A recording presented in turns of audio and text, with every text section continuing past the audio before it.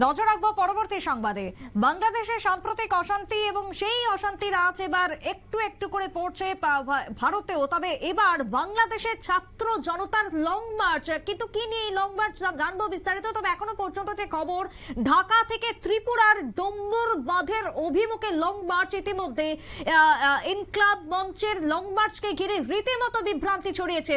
বাংলাদেশের ছাত্র জনতার লং মার্চ পরিলক্ষিত এবং সেই লং মার্চের অভিমুখ রয়েছে ত্রিপুরার দিকে, ত্রিপুরার ডম্বুরের দিকে লং মার্চ। আদৌ কি তাহলে বন্যা এবং বন্যা পরিস্থিতিতে যে বিভ্রান্তি তৈরি হয়েছে ত্রিপুরার বাঁধ বা ডম্বুর বাঁধকে খুলে দেওয়াকে কেন্দ্র করে, তাই নিয়ে কি লং মার্চ? কথা বলবো, বিস্তারিত জানবো। টেলিফোন লাইনে রয়েছেন বার্তা সম্পাদক দেবব্রত চক্রবর্তী। দেবব্রত দা, বাংলাদেশের সাম্প্রতিককালে অশান্তি এবং তাদের নাটকীয় ভাবে পট পরিবর্তন হয়েছে, আর তারপর সাম্প্রতিক বন্যাকে কেন্দ্র করে বাংলাদেশ বারবার ভারত তথা ত্রিপুরার দিকে আঙুল তুলেছে। আজকের যে ছবি, সেখানে ডম্বুরের দিকে তাদের লং মার্চ চলছে। কি জানতে পারছো, ঠিক কি পরিস্থিতি?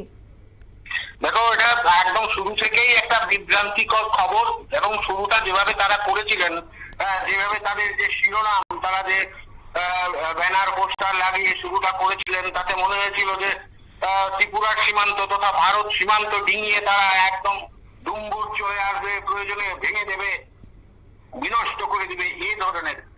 তাদের অভিযোগ, ভারতের ত্রিপুরার ডুম্বুর বাঁধ যে লং মার্চের কথাটি বলা হয়েছে, ভারতের ত্রিপুরার ডুম্বুর বাঁধ অভিমুখে লং মার্চ শুরু করেছে বৈষম্য বিরোধী ছাত্র আন্দোলনের সমন্বয়কদের, জুনিয়র সহ সমন্বয়কদের নিয়ে গঠিত ইনকলাব মঞ্চ।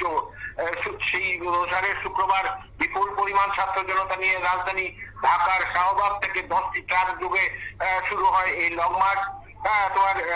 আমাদের স্থানীয় সূত্রে জানা গেছে, বাঁধ নির্মাণ, ইচ্ছামতো জল নিয়ন্ত্রণের মাধ্যমে বাংলাদেশে বন্যা ও নদীর নব্যতা হ্রাস বৃদ্ধিতে প্রভাব খাটানোর প্রতিবাদে এই কর্মসূচি আয়োজন করেছে এই ইনকলাব। এই লং মার্চে প্রথম যাত্রাবাড়ির চৌরাস্তায় পথসভা করে, পথসভা পর দুপুর 2টা নাগাদ কুমিল্লার চান্দিনার একটি চান্দিনার টাউন হলে একটা সমাবেশ করা হয়। সেখান থেকে পদযাত্রা করে বিবির বাজার পৌঁছে এই লং মার্চ। কার্যত মূলত যে কথাটা আমি বলার চেষ্টা করছি বা বোঝানোর চেষ্টা করেছি, এটা কিন্তু শুরু থেকেই একটা বিভ্রান্তির মতো ছিল।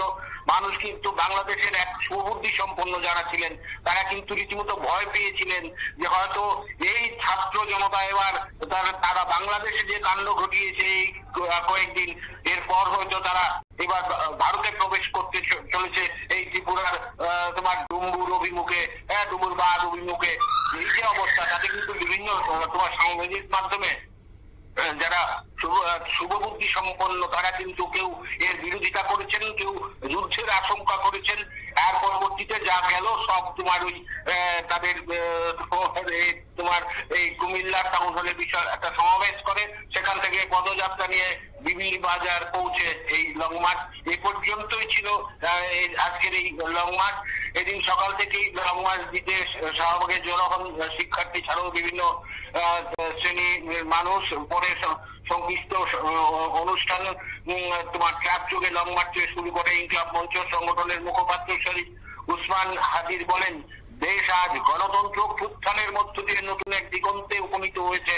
ফ্যাসিস্ট আওয়ামী লীগ অবৈধভাবে ক্ষমতায় থাকাকালে ভারতের আগ্রাসনের বিরুদ্ধে জনগণ আওয়াজ তোলার সুযোগ পায়নি। আমরা দেখতে পাচ্ছি ভারত জল নিয়ন্ত্রণের মাধ্যমে, জল সন্ত্রাসের দ্বারা বাংলাদেশের মানুষের উপর প্রতিনিয়ত সীমাহীন জুলুম করেই যাচ্ছে। ভারতের এই আগ্রাসনের বিরুদ্ধে দেশে বিদেশে বিপুল জনমত তৈরি করতে ত্রিপুরার ডুম্বুর বাঁধ অভিমুখে ইনকলাব মঞ্চের এই লং মার্চ। অর্থাৎ সেই জায়গাতে দাঁড়িয়ে ত্রিপুরাকে কেন্দ্র করে বা ডুম্বুরকে কেন্দ্র করে যে সাম্প্রতিককালে বিভ্রান্তিকর খবর ছড়িয়েছিল, তার পরিপ্রেক্ষিতেই তাদের এই লং মার্চ। আদতেও তারা ত্রিপুরা বা ডুম্বুরের দিকে আসেনি, তাই তো? হ্যাঁ, সেই কথাটাই বলার চেষ্টা করেছিলাম আমি। আসলে যে বিভ্রান্তি, তাদের এই শুরুতেই বিভ্রান্তিকর একটা বিষয়। তারা যেভাবে প্রচারটা করেছিল, সাধারণ মানুষ মনে করেছিলেন, যারা বুদ্ধিজীবী বিদ্বজন, তারা কিন্তু জানেন এই ক্ষেত্রে সীমান্ত অতিক্রম করা আন্তর্জাতিক আইন লঙ্ঘন করার সামিল। এটা যে অসম্ভব সেটা জানাই ছিল, কিন্তু তারা এমন ভাবে প্রচার করেছিলেন বাংলাদেশে যেন তারা ডুম্বুর অভিমুখে, তারা ত্রিপুরার ডুম্বুরে প্রবেশ করে একটা তারা করে যাবেন, এই পরিস্থিতিতে তারা যা দেখালেন তাদের মধ্যে যাই হোক একটা আন্দোলন তারা করেছেন, কিন্তু যে আন্দোলনটা করলেন এতে কিন্তু বাংলাদেশের যারা বুদ্ধিজীবী মহল, যারা তোমার শিক্ষাবিদ বা যারা ব্যাপারগুলো বুঝে তারা কিন্তু একটু ভিন্নভাবে দেখছেন যে আসলে এটা একটা বিভ্রান্তি। তো বিষয়টিকে নিয়ে কিন্তু ইতিমধ্যে সমালোচনা শুরু হয়ে গেছে। সুপ্রীতি, একেবারে তাই, ধন্যবাদ তোমায়।